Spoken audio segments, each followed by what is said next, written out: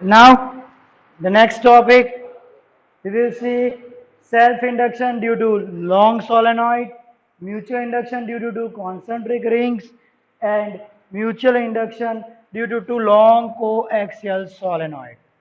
Okay, तो सबसे पहले self induction due to long solenoid. अब सबसे सिंपल इंडक्शन की फॉर्मूला क्या है, अगर हम एल ले या एम, फाइव बाई आई, तो हम तीनों केस में क्या करेंगे, सबसे पहला फ्लक्स फाइंड करेंगे, ठीक है, और डिवाइड बाई आई कर देंगे। ओके, तो फर्स्ट केस में हमने लिया है solenoid, length of solenoid L and current flowing I. Okay, तो फ्लक्स की फॉर्मूला क्या है सोलेनॉइड में, N B A, number of turns, let's say n by l, right, small n, that is n by l, number of turns per unit length. Okay, तो magnetic fluid और magnetic flux क्या होगा, N B ए।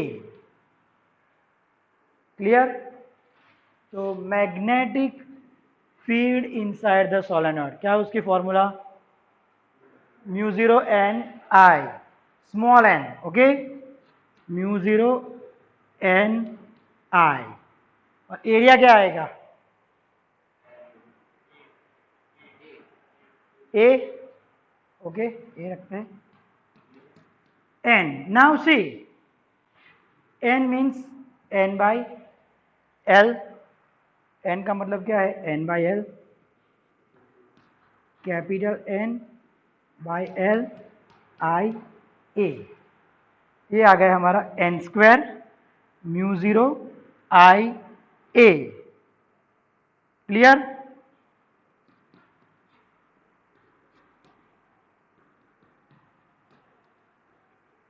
Self induction की formula क्या थी,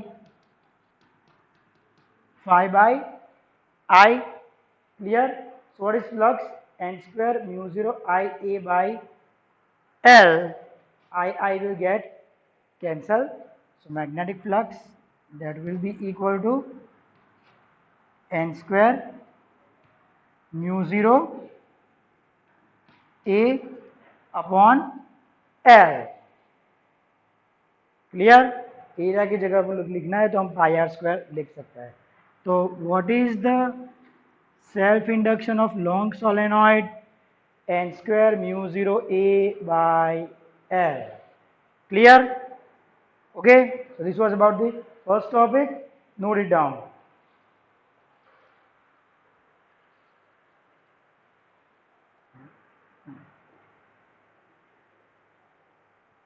Okay, now next, mutual induction due to two concentric ring. Concentric ring means having same center. Okay, तो यहाँ पे दो रिंग लिए हुए, ठीक है, हम ले रहे, चलो, current flowing in ring two having radius R two is I. Okay, तो अगर रिंग टू में करंट आई है तो मैग्नेटिक फील्ड कितनी होगी, what is the formula for magnetic field due to current carrying ring। चलो, क्या है फॉर्मूला उसकी, mu zero I by two R, तो मैग्नेटिक फील्ड कितनी आएगी, mu zero I upon two R to.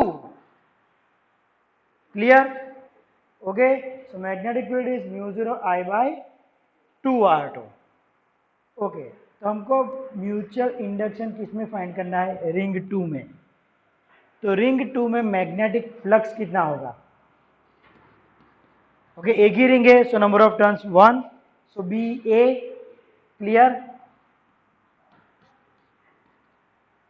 Magnetic field होगी वो यूनिफॉर्म होगी बीच सेंटर में, राइट, तो बी की value mu zero I upon two R two, area क्या है, pi R one square, pi R one square. तो फ्लक्स कितना आ गया, mu 0 I pi R1² upon 2R2। तो म्यूचुअल इंडक्शन की फॉर्मूला क्या आएगी, phi बाई I, ओके, यहाँ पे मैं लिखूंगा phi2।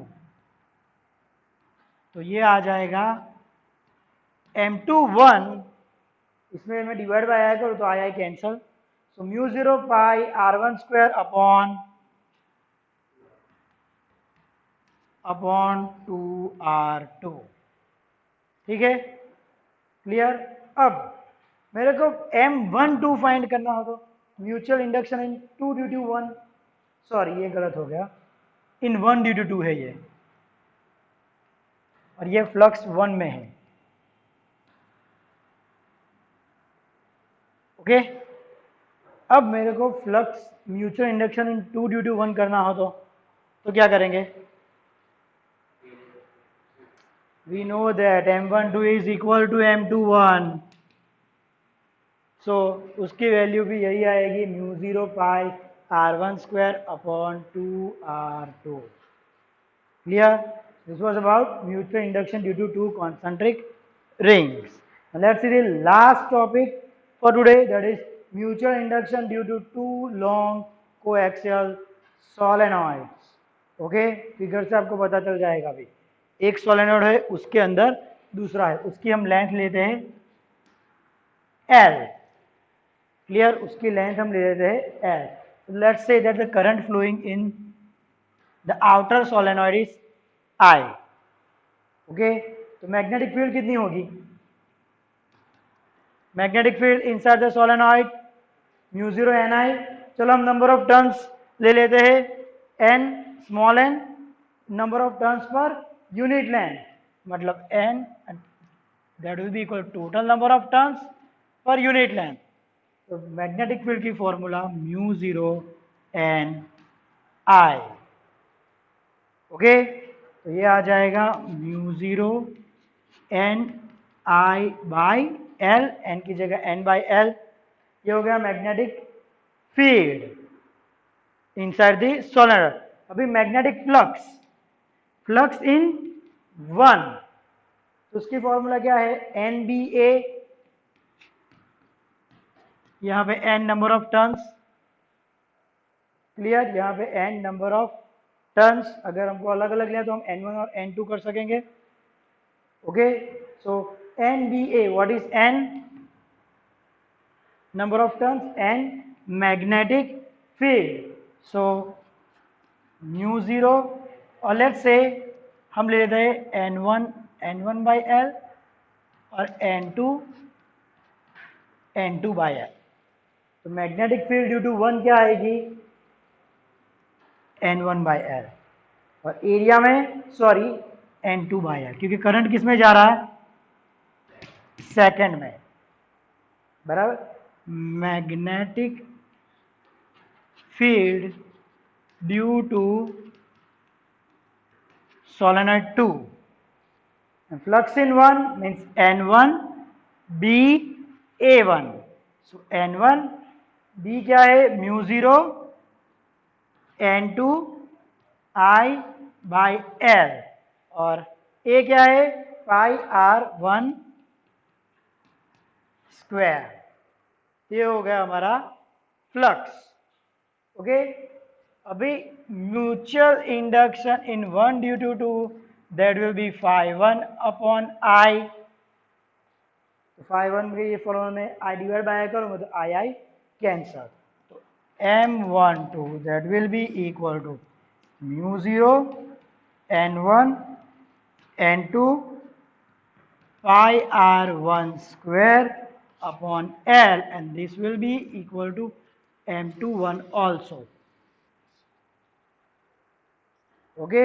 सपोज के अंदर के सोलेनॉइड में करंट पास होगा तब भी फॉर्मूला यही आएगी।